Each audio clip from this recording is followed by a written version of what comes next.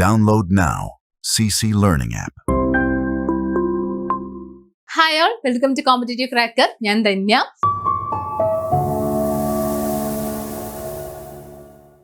അപ്പൊ നമ്മുടെ നെറ്റിന്റെ നോട്ടിഫിക്കേഷൻ വന്നു ആൻഡ് അപ്ലൈ ചെയ്യേണ്ട അവസാന ഡേറ്റ് എന്ന് പറയുന്നത് മെയ് 20 ആണ്. ആൻഡ് എക്സാം ഡേറ്റ്സിന്റെ ഇന്ന് വന്നിട്ടുണ്ട് അല്ലെ.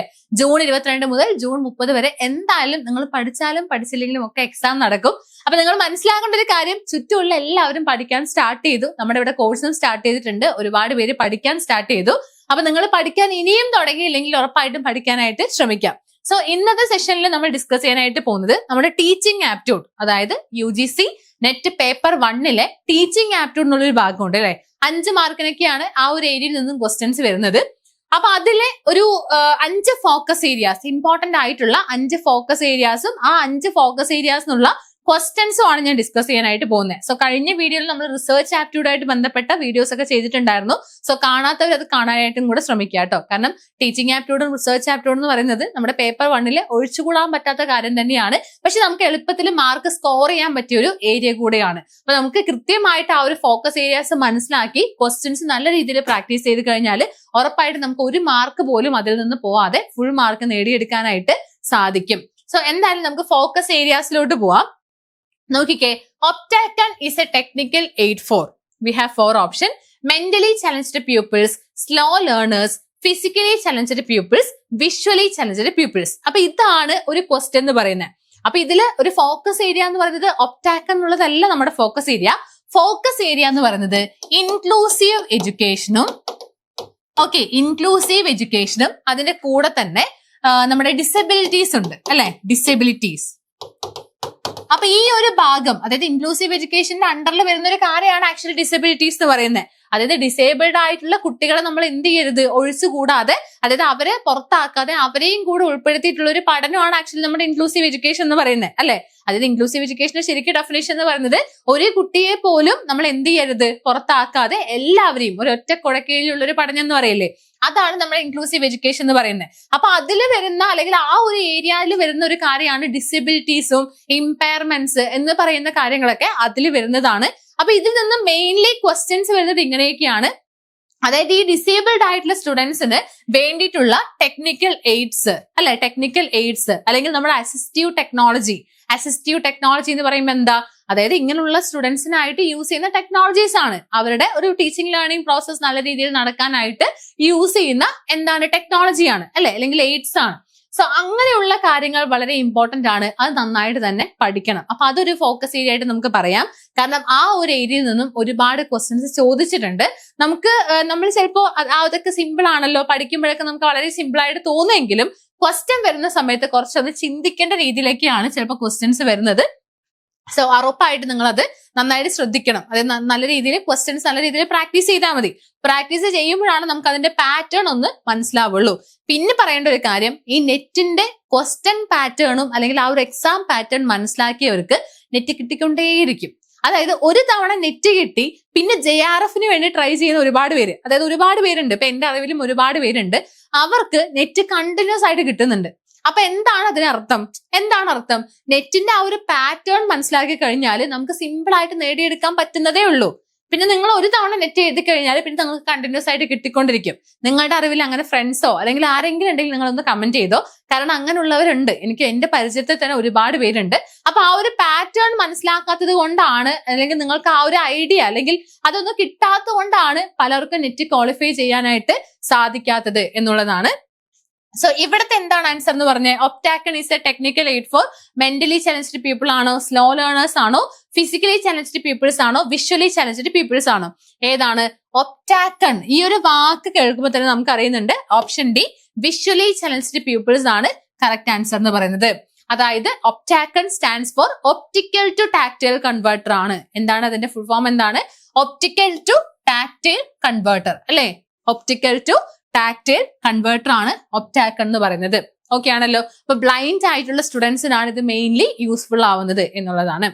ഇനി അടുത്തൊരു ക്വസ്റ്റ്യൻ അല്ലെങ്കിൽ ഞാനൊരു ഫോക്കസ് ഏരിയ എന്ന് പറയുമ്പോൾ നമുക്ക് കൃത്യമായിട്ട് ഈ ബ്രെയിൻ സ്റ്റോമിങ്ങിനെ തന്നെ ഒരു ഫോക്കസ് ഏരിയ ആയിട്ട് ആക്ച്വലി പറയാൻ പറ്റും. കാരണം ഒരുപാട് ക്വസ്റ്റ്യൻ ആണ് ആ ഒരു ഏരിയയിൽ നിന്നും വന്നിരിക്കുന്നത്. ശരിക്കും ബ്രെയിൻ സ്റ്റോമിംഗ് എന്ന് പറയുമ്പോൾ ഈ മെത്തേഡ്സ് ഓഫ് ടീച്ചിങ് എന്നുള്ളൊരു ഭാഗം, മെത്തേഡ്സ് ഓഫ് ടീച്ചിങ്, അതിൽ നിന്ന് ഒരുപാട് കാര്യങ്ങൾ ചോദിച്ചിട്ടുണ്ട്. Methods of teaching. Okay, methods of teaching. ആ മെത്തേഡ്സ് ഓഫ് ടീച്ചിങ്ങിൽ നിന്നും ഒരുപാട് ക്വസ്റ്റ്യൻസ് എപ്പോഴും വരുന്നതാണ്. ചിലപ്പോൾ നമ്മളിപ്പോ ഈ ഒരു പേപ്പർ 1 ടീച്ചിങ് ആപ്റ്റിറ്റ്യൂഡ് എന്ന് പറയുമ്പോൾ ചിലപ്പോൾ നമ്മൾ കൂടുതലായിട്ടും സൈക്കോളജി ആയിരിക്കും നോക്കുന്നത്, അല്ലെങ്കിൽ അതിലിപ്പോ ഈ സ്വയം, മൂക്ക് പോലുള്ള കാര്യങ്ങൾ നമ്മൾ എല്ലാവരും ഇമ്പോർട്ടന്റ് ആണെന്ന് പറയുന്നുണ്ട്. അപ്പൊ അതായിരിക്കും നോക്കുന്നത്. അതിനിടയിൽ നമ്മൾ സ്കിപ്പ് ചെയ്യുന്ന അല്ലെങ്കിൽ ശ്രദ്ധിക്കാത്ത പോർഷനാണ് ഈ ഒരു മെത്തേഡ്സ് ഓഫ് ടീച്ചിങ് എന്ന് പറയുന്നത്. പക്ഷെ അത് വളരെ ഇമ്പോർട്ടന്റ് ആണ്. അതിൽ നിന്നും ഒരുപാട് ക്വസ്റ്റ്യൻസ് ചോദിച്ചിട്ടുണ്ട്. എസ്പെഷ്യലി നമ്മുടെ ബ്രെയിൻ സ്റ്റാമിങ്ങിൽ നിന്നും ഒരുപാട് ക്വസ്റ്റ്യൻ ചോദിച്ചിട്ടുണ്ട്. അപ്പൊ മനസ്സിലാക്കേണ്ട കാര്യം, ഈ ഒരു ബ്രെയിൻ സ്റ്റാമിംഗ് എന്ന് പറയുന്നത് പോപ്പുലറൈസ് ചെയ്തത് A.F. ഓസ്ബോൺ ആണ്. ഓക്കെ, ഓസ്ബോണിന്റെ ആണ് ബ്രെയിൻ സ്റ്റാമിംഗ് ടെക്നിക് എന്ന് പറയുന്നത്. ഓസ്ബോണിന്റെ ആണ് ബ്രെയിൻ സ്റ്റാമിംഗ് ടെക്നിക് എന്ന് പറയുന്നത്. So Alex Fakeney Osborn, an advertising executive, developed the brainstorming technique in the late 1930s. His goal was to generate a large number of ideas by encouraging participants to withhold criticism and think outside the box. ഇതാണ് main ആയിട്ട് വരുന്നത്. ഇതും എക്സാമിൽ ഒരു തവണ ചോദിച്ചതാണ്.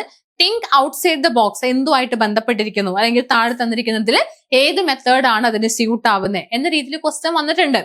അപ്പൊ ഈ ബ്രെയിൻ സ്റ്റാമിംഗ് എന്ന് പറയുമ്പോൾ എന്താ, ടീച്ചർ അവിടെ ജസ്റ്റ് എന്തെങ്കിലും ഒരു കാര്യം മാത്രമേ ഇട്ട് കൊടുക്കുള്ളൂ.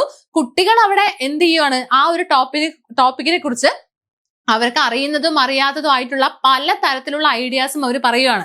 അപ്പൊ ഇവിടെ ടീച്ചർ എന്ത് ചെയ്യുന്നില്ല, യാതൊരു രീതിയിലും അവർ റെസ്ട്രിക്ട് ചെയ്യുന്നില്ല. ഫുള്ളി എന്ത് ചെയ്യുകയാണ്, സപ്പോർട്ട് ചെയ്യുന്നു. ആൻഡ് വിത്തൗട്ട് എനി ജഡ്ജ്മെന്റ്, അതായത് അത് തെറ്റാണെങ്കിലും ഒരു രീതിയിലുള്ള ഒരു ജഡ്ജ്മെന്റ് നടത്താതെ ഫുള്ളി സപ്പോർട്ട് ചെയ്യുന്നതാണ് ഈ ഒരു ബ്രെയിൻ സ്റ്റാമിംഗ് ടെക്നിക് കൊണ്ട് ഉദ്ദേശിക്കുന്നത്. ഓക്കെ, അപ്പൊ അവിടെ ആക്ച്വലി ക്വാളിറ്റിനെക്കാളും എന്താണ്, ക്വാണ്ടിറ്റിക്കാണ് ഇമ്പോർട്ടൻസ് കൊടുക്കുന്നത്. ക്വാണ്ടിറ്റി എന്ന് പറയുമ്പോൾ നമ്പർ ഓഫ് ഐഡിയാസിനാണ് അവിടെ ഇമ്പോർട്ടൻസ് കൊടുക്കുന്നത്. കുട്ടികൾക്ക് അവിടെ ഫുൾ ഫ്രീഡം ആണ്, അല്ലെ? അപ്പൊ അതാണ് ഒരു രണ്ടാമത്തെ ഫോക്കസ് ഏരിയ ആയിട്ട് പറയുന്നത്. ഇനി മൂന്നാമത്തെ ഫോക്കസ് ഏരിയ എന്ന് പറയുന്നത്, ഇത് ആക്ച്വലി ഒരു ഫോക്കസ് ഏരിയ ആയിട്ടല്ല, പക്ഷെ ഇങ്ങനെയുള്ള ക്വസ്റ്റ്യൻസും വരാറുണ്ട് എന്ന് കാണിക്കാനായിട്ടാണ് ഞാൻ ഈ ഒരു കാര്യം ഇവിടെ ഉൾപ്പെടുത്തിയത് കേട്ടോ. നോക്കിക്കേ, which of the following universities have received the visitors award for the best central universities in India in February 2017. അതായത് ഞാൻ പറഞ്ഞു വന്നത്, നമുക്ക് എത്രത്തോളം സിമ്പിൾ ആണ് അല്ലെങ്കിൽ പഠിച്ചാൽ നമുക്ക് മുഴുവനും കിട്ടും എന്ന് പറയുവാണെങ്കിൽ നമുക്ക് ഇതുപോലുള്ള അൺഎക്സ്പെക്ടഡ് ആയിട്ടുള്ള ക്വസ്റ്റ്യൻസും വരാം. ഓക്കെ, ഇതുപോലുള്ള അൺഎക്സ്പെക്ടഡ് ആയിട്ടുള്ള ക്വസ്റ്റ്യൻസും വരാം. പക്ഷെ അതിന്റെ പെർസെന്റേജ് വളരെ കുറവായിരിക്കും. അതായത് നെറ്റിലാണെന്നുണ്ടെങ്കിൽ നമ്മുടെ teaching aptitude and research aptitude എടുക്കുന്ന സമയത്ത് അതിലൊരു 20% മാത്രമാണ് എന്ത് ചെയ്യുള്ളൂ, നമുക്ക് ഡിഫിക്കൽട്ട് ആയിട്ടുള്ള ക്വസ്റ്റ്യൻ. അതായത് ഞാൻ ടീച്ചിങ് ആപ്റ്റിറ്റ്യൂഡും റിസർച്ച് ആപ്റ്റിറ്റ്യൂഡും അത് മാത്രമാണ് ഞാൻ പറയുന്നത്, എന്റെ ഏരിയ മാത്രമാണ് ഞാൻ പറയുന്നത്. അതിൽ ഒരു 20% മാത്രമാണ് എന്ത് ചെയ്യുള്ളൂ, നമുക്ക് കുറച്ച് ഡിഫിക്കൽട്ട് ആയിട്ട് പഠിച്ചിട്ടും കിട്ടാത്ത രീതിയിലുള്ള ക്വസ്റ്റ്യൻ ചോദിക്കുള്ളൂ. പക്ഷെ ഇവിടെ നെഗറ്റീവ് മാർക്ക് ഇല്ലാത്തതുകൊണ്ട് അതും നമുക്ക് എന്ത് ചെയ്യാം, നമ്മുടെ ക്വസ്റ്റ്യന്റെ ഒരു രീതിയിൽ ഞാൻ പറയുന്നുണ്ടല്ലോ, ആ പാറ്റേൺ മനസ്സിലാക്കാന്നുള്ളത്. അപ്പൊ നമുക്ക് മാച്ച് ദ ഫോളോയിങ് ക്വസ്റ്റ്യൻ ആണെന്നുണ്ടെങ്കിൽ അതിനെ എലിമിനേഷൻ മെത്തേഡിലൂടെയോ എങ്ങനെയാണെന്നുണ്ടെങ്കിൽ നിങ്ങൾക്ക് ഫൈനൽ ആൻസറിലോട്ട് എത്താനായിട്ട് സാധിക്കും. സോ ഇതിന്റെ ആൻസർ എന്ന് പറയുന്നത് option D, Jawaharlal Nehru university ആണ്. അപ്പൊ ഇത്തരത്തിലുള്ള യൂണിവേഴ്സിറ്റീസുമായിട്ട് ബന്ധപ്പെട്ട ക്വസ്റ്റ്യൻ 1-2 കണ്ടിട്ടുണ്ട്. അപ്പൊ അതുകൊണ്ട് അതും ജസ്റ്റ് ഒന്ന് നോക്കി വെക്കുന്നത് നല്ലതായിരിക്കും. ഇനി അടുത്തൊരു കാര്യം എന്ന് പറയുന്നത് നോക്കിക്കേ, arrange the following steps for the construction of a standardised achievement test in sequence and select the correct answer. അപ്പൊ ഈ അച്ചീവ്മെന്റ് ടെസ്റ്റിനെ സംബന്ധിച്ച് അച്ചീവ്മെന്റ് ടെസ്റ്റും ഡയഗ്നോസ്റ്റിക് ടെസ്റ്റും, ഓക്കെ, അച്ചീവ്മെന്റ് ടെസ്റ്റും അതുപോലെ തന്നെ ഡയഗ്നോസ്റ്റിക് ടെസ്റ്റ്, അല്ലെ? ഡയഗ്നോസ്റ്റിക് ടെസ്റ്റ് ഇത് രണ്ടും വളരെ ഇമ്പോർട്ടന്റ് ആണ്. Achievement test, diagnostic test. അപ്പൊ ഇതൊരു ഫോക്കസ് ഏരിയ ആയിട്ട് പറയുകയാണെന്നുണ്ടെങ്കിൽ നമുക്ക് അസസ്മെന്റ് ആൻഡ് ഇവാലുവേഷൻ എന്നുള്ളൊരു ഭാഗം പറയാം. അതായത് അടുത്തൊരു ഫോക്കസ് ഏരിയ എന്ന് പറയുന്നത് അസസ്മെന്റ് ആൻഡ് ഇവാലുവേഷൻ എന്നുള്ളൊരു ഭാഗമാണ്. Assessment and evaluation. അപ്പൊ അതിൽ തന്നെ ഇപ്പൊ ഏതൊക്കെ വരുന്നുണ്ട്, ഫോർമേറ്റീവ് അസസ്മെന്റ്, സമ്മേറ്റീവ് അസസ്മെന്റ്, നോം referenced test, criterion referenced test, ipsative assessment. Ipsative assessment ഒക്കെ പഠിച്ചു വെക്കണം. ഇപ്പൊ ഞാനിവിടെ പഠിപ്പിക്കുന്ന സമയത്ത് ഒരുപാട് പേർക്ക് ഇപ്സേറ്റീവ് അസസ്മെന്റ് എന്നുള്ളൊരു കാര്യം അറിയാത്ത ഒരുപാട് പേരുണ്ട്. അപ്പൊ നിങ്ങൾക്ക് അറിയോ എന്നുള്ളത് ജസ്റ്റ് അറിയില്ലെങ്കിൽ നിങ്ങൾക്ക് കമന്റ് ചെയ്യാം കേട്ടോ. നിങ്ങൾക്ക് ഇതിൽ ഞാൻ പറയുന്നതുമായിട്ട് ബന്ധപ്പെട്ട് എന്തെങ്കിലും ഡൗട്ടോ സജഷൻസ് ഒക്കെ ഉണ്ടെങ്കിൽ ഉറപ്പായിട്ട് നിങ്ങൾക്ക് എന്ത് ചെയ്യാം, വീഡിയോന് താഴെ കമന്റ് ചെയ്യാം. അല്ലെങ്കിൽ ഇനി കുറച്ച് ദിവസമേ ഉള്ളൂ, അപ്പൊ ഇനി എങ്ങനെയാണ് പഠിക്കേണ്ടത് എന്നുള്ള ഡൗട്ട്സ് ഒക്കെ ഉണ്ടെങ്കിൽ നിങ്ങൾക്ക് ഉറപ്പായിട്ടും വീഡിയോന് താഴെ കമന്റ് ചെയ്യാം. അല്ലെങ്കിൽ ഈ ഒരു നമ്പറിലോട്ടാണെങ്കിലും നിങ്ങൾക്ക് കോൺടാക്ട് ചെയ്യാവുന്നതാണ്. അപ്പൊ ഇവിടെ ഇതിന് അറേഞ്ച് ചെയ്യാനാണ് ക്വസ്റ്റ്യൻ വന്നിരിക്കുന്നത്, അല്ലെ? അറേഞ്ച് ചെയ്യാനായിട്ടാണ് try out, planning, preparation, estimation of reliability, item analysis. So നമുക്ക് ഇവിടെ 4 ഓപ്ഷൻസും ഉണ്ട്. അപ്പൊ ഇവിടെ നമുക്ക് ആക്ച്വലി ഈ അച്ചീവ്മെന്റ് ടെസ്റ്റില് ആദ്യം വരുന്നത് പ്ലാനിങ്ങും രണ്ടാമത് വരുന്നത് പ്രിപ്പറേഷനും ആണെന്ന് അറിഞ്ഞു കഴിഞ്ഞാൽ തന്നെ ആദ്യം 2 വരുന്നു പിന്നെ 3 വരുന്നു അല്ലെ. സോ ആദ്യം 2 പിന്നെ 3 എന്ന് പറയുന്ന ഒറ്റ ഓപ്ഷനേ ഇവിടെ ഉള്ളൂ. അതാണ് ഞാൻ പറഞ്ഞത്, നമുക്ക് അറിയാത്തൊരു ക്വസ്റ്റ്യൻ വന്നാൽ പോലും നെറ്റിന്റെ ക്വസ്റ്റ്യൻ പാറ്റേൺ മനസ്സിലാക്കി കഴിഞ്ഞാൽ നമുക്ക് ഓപ്ഷൻ എലിമിനേഷൻ മെത്തേഡിലൂടെ ആൻസർ കിട്ടും. ഓക്കെ, അപ്പൊ അതിന് ചെറിയൊരു പ്രാക്ടീസ് മതി. എക്സ്പീരിയൻസ് കൊണ്ടാണ് ഞാൻ പറയുന്നത് കേട്ടോ. അതിന് ചെറിയൊരു പ്രാക്ടീസ് മാത്രം മതി അങ്ങനെ കിട്ടാനായിട്ട്. സോ ഇവിടെ ഓപ്ഷൻ ഡി ആണ് ആൻസർ. ഓക്കെ, ഇവിടെ ഓപ്ഷൻ ഡി ആണ് കറക്റ്റ് ആൻസർ ആയിട്ട് വരുന്നത്. അതായത് ആദ്യം പ്ലാനിങ് പറഞ്ഞു, ദെൻ പ്രിപ്പറേഷൻ പറഞ്ഞു, അത് കഴിഞ്ഞ് ട്രൈ ഔട്ട് ആണ് വരുന്നത്. ഇതൊന്ന്, ഇത് 2, ട്രൈ ഔട്ട് ആണ് ഇവിടെ മൂന്നാമത്തേതായിട്ട് വരുന്നത്. ദെൻ 4ാമത്തേതായിട്ട് വരുന്നത് ഐറ്റം അനാലിസിസ് ആണ്. ദെൻ 5ാമതായിട്ട് വരുന്നത് എന്താണ്? റിലയബിലിറ്റി അല്ലെ, എസ്റ്റിമേഷൻ ഓഫ് റിലയബിലിറ്റി ആണ് 5ാമതായിട്ട് വരുന്നത്. ഓക്കെ ആണല്ലോ. അപ്പൊ ഇതും പഠിച്ചു വെക്കണം. ഇനി അടുത്തൊരു ഫോക്കസ് ഏരിയ ആണ് ഞാൻ നേരത്തെ പറഞ്ഞിട്ടുള്ള നമ്മുടെ സ്വയംപ്രഭ, മൂഡിൽ, മൂക്ക് എന്ന് പറയുന്ന ആ ഒരു ഓൺലൈൻ പ്ലാറ്റ്ഫോംസ് ഉണ്ട് അല്ലെ. ഓൺലൈൻ പ്ലാറ്റ്ഫോംസ് ഉണ്ട്. അതിനെ ബേസ് ചെയ്ത് എന്തായാലും എക്സാമിന് ക്വസ്റ്റ്യൻ വരും, ഉറപ്പാണ്. ഒന്നില്ലെങ്കിൽ മൂക്ക് ചോദിക്കും, അല്ലെങ്കിൽ സ്വയം ചോദിക്കും, അല്ലെങ്കിൽ മൂഡിൽ ചോദിക്കും, സ്വയംപ്രഭ ചോദിക്കും, അല്ലെങ്കിൽ നമ്മുടെ ഈ പോർട്ട്ഫോളിയോ, LMS, അതിനെ ബേസ് ചെയ്തിട്ടുള്ള എന്തായാലും ഒരു ക്വസ്റ്റ്യൻ നമുക്ക് പ്രതീക്ഷിക്കാൻ നല്ല ഉറപ്പാണ്, വരുന്നത് ഉറപ്പാണ്. സോ ഇവിടെ മൂഡിലിനെ കുറിച്ചാണ് ചോദിച്ചിരിക്കുന്നത്. The first version was released in the year 2010, originally developed by Mark Zuckerberg, most popular learning management system, open source learning platform, and we have 4 option. നമുക്ക് 4 ഓപ്ഷൻസ് ഉണ്ട്. അപ്പൊ ആദ്യം തന്നെ മനസ്സിലാക്കാം, നോക്കിക്കേ, ഇതിൽ നമുക്ക് 2 എണ്ണമാണ് സെലക്ട് ചെയ്യേണ്ടത് അല്ലെ. 2 എണ്ണമാണ് സെലക്ട് ചെയ്യേണ്ടത്. ഇപ്പൊ ആദ്യത്തെ 2 എണ്ണം നിങ്ങൾക്ക് അറിയില്ല എന്ന് വിചാരിക്കാം. ഇപ്പൊ ആദ്യത്തുള്ള 2 സ്റ്റേറ്റ്മെന്റ് നിങ്ങൾക്ക് അറിയില്ല എന്ന് വിചാരിക്കാം. ഇതിപ്പോ ചിലപ്പോ പലരും മാർക്ക് സക്കർബർഗിനെ അറിഞ്ഞിട്ടുണ്ടാവില്ല, അല്ലെങ്കിൽ അത് ആരാന്നറിയില്ല, ഇയറും നിങ്ങൾ പഠിച്ചിട്ടില്ല. പക്ഷെ അങ്ങനെയാണെങ്കിലും അതൊരു മോസ്റ്റ് പോപ്പുലർ LMS ആണെന്ന് അറിഞ്ഞു കഴിഞ്ഞാൽ, പ്ലസ് ഒരു ഓപ്പൺ സോഴ്സ് ലേണിംഗ് പ്ലാറ്റ്ഫോം ആണ് എന്ന വിവരം നിങ്ങൾക്ക് അറിഞ്ഞു കഴിഞ്ഞാൽ എന്ത് ചെയ്യാൻ പറ്റും? 3 and 4 എന്നുള്ള ഓപ്ഷൻ ഇവിടെ കൃത്യമായിട്ടുണ്ട് അല്ലെ. 3 and 4 ഉണ്ട്. പക്ഷെ ഇതിന് പകരം ഇപ്പൊ ഓപ്ഷൻ ഡി ആയിട്ട് 1, 2, 3, 4 കൊടുത്തതാണെങ്കിൽ പെടും. നമുക്കത് അറിയില്ല അല്ലെ, കാരണം ഇത് എല്ലാം ശരിയാണോ എല്ലാം തെറ്റാണോ എന്ന് അറിയില്ല. പക്ഷെ ഇവിടെ എല്ലാ ഓപ്ഷൻസിലും 2 എണ്ണം വീതേ ഉള്ളൂ. അപ്പൊ ഇതിൽ ഏതെങ്കിലും 2 എണ്ണം ആയിരിക്കും ആൻസർ അല്ലെ. അപ്പൊ അതിൽ തന്നെ താഴത്തെ 2 എണ്ണം നമുക്ക് ഷുവർ ആണെന്നുള്ളത് ഷുവർ ആണ്. അപ്പൊ അങ്ങനെയാണെങ്കിൽ നമുക്ക് ബാക്കിയുള്ള 2 എണ്ണത്തിന് എലിമിനേറ്റ് ചെയ്തൂടെ അല്ലെ. നമുക്ക് ഇവിടെ കറക്റ്റ് ആൻസറിലോട്ട് എത്താനായിട്ട് സാധിക്കും. ഓപ്ഷൻ സി ആണ് റൈറ്റ് ആൻസർ. അപ്പൊ അതിനർത്ഥം ആദ്യത്തെ 2 സ്റ്റേറ്റ്മെന്റും ഇവിടെ തെറ്റാണ്. ഓക്കെ, ഇവിടെ നോക്കിക്കേ, first version was released in the year 2010 എന്ന് പറയുന്നത് തെറ്റാണ്. കാരണം ദ ഫസ്റ്റ് വേർഷൻ ഓഫ് മൂഡിൽ 1.0 അത് ആക്ച്വലി റിലീസ് ചെയ്തത് കുറച്ചുകൂടെ നേരത്തെയാണ്. അതായത് 2002 ഓഗസ്റ്റിലാണ്. എപ്പോഴാണ്? 2002 ഓഗസ്റ്റിലാണ്. പിന്നെ ഒരു കാര്യം കൂടെ പഠിച്ചു വെക്കുക, അത് മാർക്ക് സക്കർബർഗിന്റെ അല്ല അല്ലെ, മാർക്ക് സക്കർബർഗിന്റെ അല്ല. ഇത് ആരാണ്? ഈ ഒരു മൂഡിൽ എന്ന് പറയുന്നത് ഈ ഒരു LMS പ്ലാറ്റ്ഫോം ആദ്യമായിട്ട് റിലീസ് ചെയ്തത് ആരാണ്? മാർട്ടിൻ ഡോജിയാമാസ് ആണ്. ഓക്കെ, മാർട്ടിൻ ഡോജിയാമാസ് ആണ്. അപ്പൊ ആരാണ് ഈ മാർക്ക് സക്കർബർഗ് എന്ന് പറയുന്നത്? ആരാണ് ഈ മാർക്ക് സക്കർബർഗ് എന്ന് പറയുന്നത്? പലരും കേട്ടിട്ടുണ്ടാവും. ഫൗണ്ടർ ഓഫ് ഫേസ്ബുക്ക് ആണ്. ഓക്കെ, ഫൗണ്ടർ ഓഫ് ഫേസ്ബുക്ക് ആണ് മാർക്ക് സക്കർബർഗ് എന്ന് പറയുന്നത്. ഓക്കെ, ഫൗണ്ടർ ഓഫ് ഫേസ്ബുക്ക് ആണ്. ഇനി അടുത്തത് വേറൊരു കാര്യം കൂടെ പറയുകയാണെന്നുണ്ടെങ്കിൽ മൂഡിലിന്റെ ഫുൾ ഫോം ഒന്ന് പഠിക്കണം കേട്ടോ. ഏതാണെന്നുണ്ടെങ്കിലും LMSന്റെ ഫുൾ ഫോം, സ്വയംപ്രഭ, അതിന്റെ ഫുൾ ഫോം ഒക്കെ പഠിക്കണം. ഇപ്പൊ ഇവിടെ മൂഡിലിന്റെ ഫുൾ ഫോം എന്ന് പറയുന്നത് modular object oriented dynamic learning environment ആണ്. എന്താണ്? Modular object oriented dynamic learning environment. ഇതും എക്സാമിന് ചോദിച്ചിട്ടുണ്ട്. അപ്പോൾ അതും ഒന്ന് പഠിച്ചു വെക്കുക. അതിന്റെ ഫുൾ ഫോമും കാര്യങ്ങളൊക്കെ ഒന്ന് പഠിച്ചു വെക്കാം. ഓക്കെ, അപ്പൊ ഈ ഏരിയയും എന്തായാലും നോക്കണം. അപ്പൊ ഞാൻ പറഞ്ഞ ഏരിയാസ് ഒക്കെ എന്തായിരുന്നു? ഇത് കൂടാതെ സൈക്കോളജി പാർട്ട് ജസ്റ്റ് ഒന്ന് നോക്കണം കേട്ടോ. അതായത് ഇതിലിപ്പോ നെറ്റ് എന്ന് പറയുമ്പോൾ സൈക്കോളജി അറിയാത്ത ഒരുപാട് പേരുണ്ട്. ഇപ്പൊ നമ്മുടെ BEd MEd കഴിഞ്ഞ സ്റ്റുഡൻസിനൊക്കെ ആണെന്നുണ്ടെങ്കിൽ എഡ്യൂക്കേഷൻ ആണ് അവരുടെ സബ്ജക്ട് എന്ന് പറയുന്നത് അല്ലെ. അപ്പൊ അതിൽ പേപ്പർ 1ലും പേപ്പർ 2ലും കോമൺ ആയിട്ട് ഒരുപാട് കാര്യങ്ങൾ വരുന്നുണ്ട്.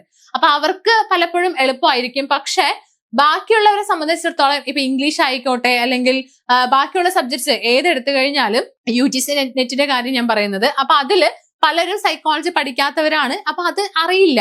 അപ്പൊ ഈ ജീൻ പിയാഷന്റെയും വൈഗോട്സ്കിന്റെ ഒക്കെ ക്വസ്റ്റ്യൻസ് വന്നു കഴിഞ്ഞാൽ അത് അറിയില്ല. അപ്പൊ സൈക്കോളജി പാർട്ട് ഈ ടീച്ചിങ് ആപ്റ്റിറ്റ്യൂഡിൽ എന്തായാലും നോക്കേണ്ടതാണ്. അതും നമുക്കൊരു ഫോക്കസ് ഏരിയ ആയിട്ട് പറയാം. പക്ഷെ അതിൽ നിന്നും എപ്പോഴും ക്വസ്റ്റ്യൻ വരണം എന്നില്ല എന്നാണ് ഞാൻ പറഞ്ഞത്. പക്ഷെ എപ്പോഴും ക്വസ്റ്റ്യൻ വരുന്ന ഏരിയ ആണ് ഈ അസസ്മെന്റ് ആൻഡ് ഇവാലുവേഷൻ എന്നുള്ളൊരു ഭാഗം. പിന്നെ ഈ പറഞ്ഞ ഓൺലൈൻ പ്ലാറ്റ്ഫോംസ് അല്ലെ, ആ ഒരു ഭാഗം. ദെൻ ഞാൻ പറഞ്ഞിട്ടുള്ള നമ്മുടെ മെത്തേഡ്സ് ഓഫ് ടീച്ചിങ് എന്നുള്ളൊരു ഭാഗം. Then achievement test, diagnostic test, അതൊക്കെ നമ്മുടെ അസസ്മെന്റ് ആൻഡ് ഇവാലുവേഷൻ എന്നുള്ളൊരു ഭാഗത്ത് നിന്ന് വരുന്നതാണ്. ദെൻ ഞാൻ പറഞ്ഞിട്ടുള്ള എന്താണ് ഈ ബ്രെയിൻ സ്റ്റാമിംഗ്, മെത്തേഡ്സ് ഓഫ് ടീച്ചിങ് എന്നുള്ളൊരു ഭാഗം, ദെൻ ഇൻക്ലൂസീവ് എഡ്യൂക്കേഷൻ എന്നുള്ളൊരു ഭാഗം. അപ്പൊ ഇത്രയും ഭാഗത്ത് നിന്ന് ക്വസ്റ്റ്യൻസ് എന്തായാലും വരുന്നുള്ളതാണ്. അപ്പൊ അത് നന്നായിട്ട് തന്നെ പഠിക്കാനായിട്ട് ശ്രമിക്കാം. സോ ഞാൻ പറഞ്ഞല്ലോ, നമ്മുടെ CC ഇപ്പൊ നല്ല അടിപൊളിയായിട്ട് തന്നെ ക്ലാസ്സസ് ഒക്കെ മുന്നോട്ട് പോകുന്നുണ്ട്. അപ്പൊ നിങ്ങൾ പഠിക്കാൻ സ്റ്റാർട്ട് ചെയ്തില്ലെങ്കിൽ എത്രയും പെട്ടെന്ന് തന്നെ പഠിക്കാൻ സ്റ്റാർട്ട് ചെയ്യുക. സോ 60 ഡേയ്സിന്റെ ഇന്റൻസീവ് ബാച്ച് ആണ് ഇവിടെ നമ്മൾ സ്റ്റാർട്ട് ചെയ്തിരിക്കുന്നത്. സോ ഇവിടെയുള്ള സബ്ജക്ട്സ് ഇതൊക്കെയാണ്. CSIR ഫിസിക്സ് അവൈലബിൾ ആണ്, ഇംഗ്ലീഷ് ഉണ്ട്, Malayalam, commerce, economics, management, then paper 1 കൂടെ അവൈലബിൾ ആണ്. അപ്പൊ ഇനി ഇവിടെ ഈ പിക്ചറിൽ കാണുന്ന പോലെ തന്നെ കുറച്ച് കുതിച്ച് പായണം അല്ലെ, എന്നാൽ മാത്രമേ നമുക്ക് നമ്മുടെ ലക്ഷ്യത്തിലോട്ട് അടുക്കാനായിട്ട് സാധിക്കുള്ളൂ എന്നുള്ളതാണ്. അപ്പൊ JRF എന്നുള്ളൊരു ഫോക്കസ്, നിങ്ങൾ പലരും എനിക്കൊന്ന് നെറ്റ് കിട്ടിയാൽ മതി എന്നാണ് പലരും വിചാരിക്കുന്നത്. പക്ഷെ നമ്മൾ JRF എന്നുള്ളൊരു ലക്ഷ്യം വെച്ച് പഠിക്കാനായിട്ട് ശ്രമിക്കാം. അതായത് ഏജ് ലിമിറ്റ് ഉണ്ട്. നമ്മുടെ ജനറൽ കാറ്റഗറീസിൽ 30 ആണ് അവിടുത്തെ ഏജ് എന്ന് പറയുന്നത്. 30 കുറവുള്ളവർക്ക് മാത്രമാണ് ജനറൽ കാറ്റഗറി ആണെങ്കിൽ അപ്ലൈ ചെയ്യാനായിട്ട് സാധിക്കുള്ളൂ. ആൻഡ് OBC അല്ലെങ്കിൽ SC ST കാർക്ക് 35 വയസ്സ് വരെയാണ് JRF-നായിട്ട് അപ്ലൈ ചെയ്യാൻ പറ്റുന്നത്. അപ്പൊ ഉറപ്പായിട്ടും ആ ഏജിലുള്ളവരാണ് നിങ്ങളെങ്കിൽ JRF-നായിട്ട് പഠിക്കുക. ഓക്കെ, JRF-നായിട്ട് പഠിക്കുക. അപ്പൊ നമുക്ക് എന്തായാലും നെറ്റ് കിട്ടും എന്നുള്ള കാര്യത്തിൽ ഷുവർ ആണ്. ഒന്നില്ലെങ്കിൽ JRF അല്ലെങ്കിൽ നെറ്റ് നമുക്ക് എന്തായാലും കിട്ടും. അല്ലാതെ എനിക്ക് നെറ്റ് മതി അല്ലെങ്കിൽ ഒരു PhD എങ്കിലും മതി എന്ന് വിചാരിച്ച് പഠിച്ചിട്ട് കാര്യമില്ല. ഓക്കെ, അപ്പൊ നമ്മുടെ ലക്ഷ്യങ്ങൾ എപ്പോഴും കുറച്ചുകൂടെ വലിയ വലിയ ലക്ഷ്യങ്ങൾ ഉണ്ടെങ്കിലാണ് നമുക്ക് ചെറിയ ചെറിയ കാര്യങ്ങൾ നേടിയെടുക്കാനായിട്ട് സാധിക്കുക എന്നുള്ളതാണ്. സോ അങ്ങനെ നേടിയെടുത്തവരാണ് ഇത്രയും പേര്. കണ്ടോ, ഇവിടെ കാണുന്ന ഒരുപാട് പേര് നമുക്ക് കഴിഞ്ഞ റിസൾട്ടിൽ തന്നെ 210 നെറ്റ്, ദെൻ 6 JRF, അതുപോലെ 589 പ്ലസ് PhD ആണ് നമ്മുടെ ഇവിടുത്തെ വിജയം എന്ന് പറയുന്നത്. സോ ഇതുപോലെ നിങ്ങൾക്കും ഇവിടെ ഇടം പിടിക്കാനൊക്കെ സാധിക്കട്ടെ എന്ന് ഞാൻ ആശംസിക്കുകയാണ്. സോ JRF-നായിട്ട് പഠിക്കാനായിട്ട് ശ്രമിക്കുക. സോ നിങ്ങൾക്ക് എന്തെങ്കിലും ഡൗട്ട്സോ കാര്യങ്ങളൊക്കെ ഉണ്ടെങ്കിൽ വീഡിയോന് താഴെ തന്നെ കമന്റ് ചെയ്യാവുന്നതാണ്. So thank you.